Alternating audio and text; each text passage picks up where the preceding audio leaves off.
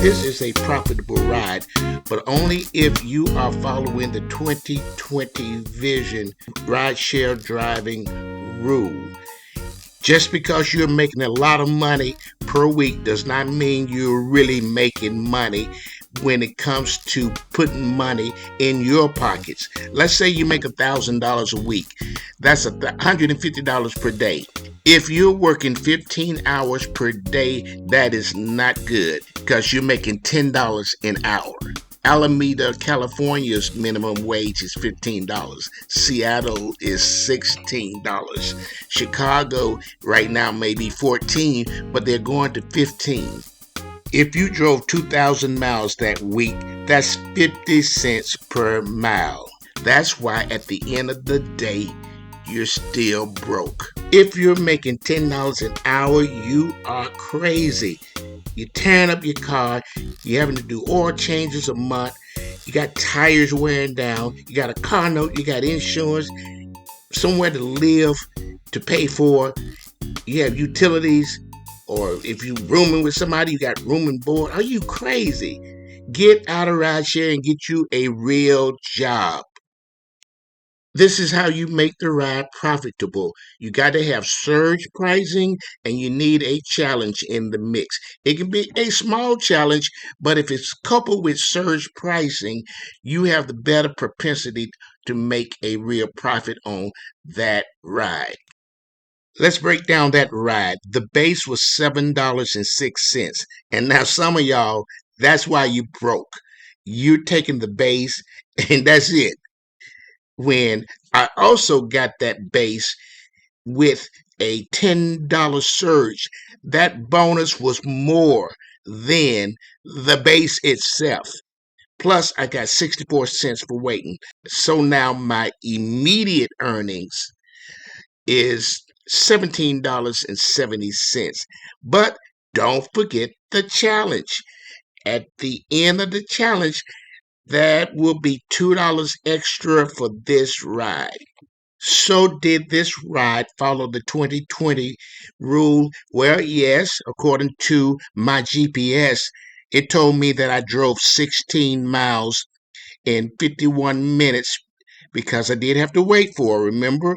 So for the 16 miles, I made $1.23 from leaving my house and going all over the entire journey and coming all the way back home and getting out of my car.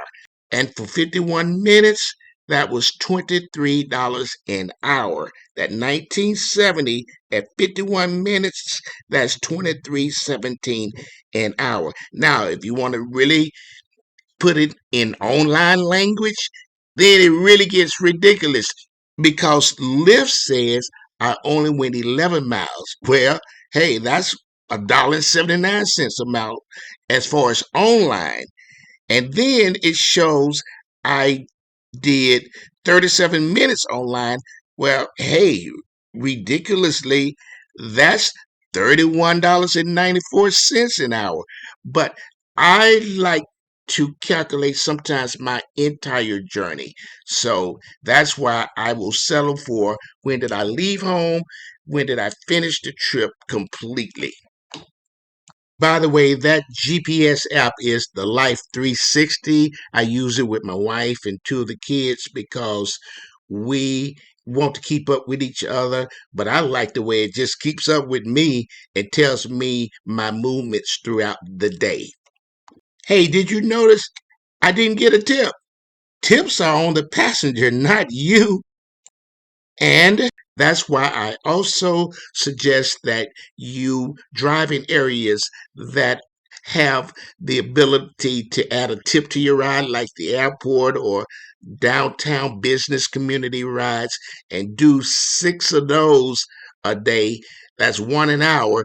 Yeah, you can make with tips mixed in a good $180 for 6 hours, and those tips can make that $30 an hour.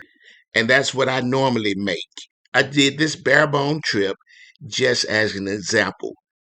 This ride I took 2 days ago was for $25, but I made $25 for 20 miles, which wasn't all that exciting. But what excited me was I made it in 34 minutes.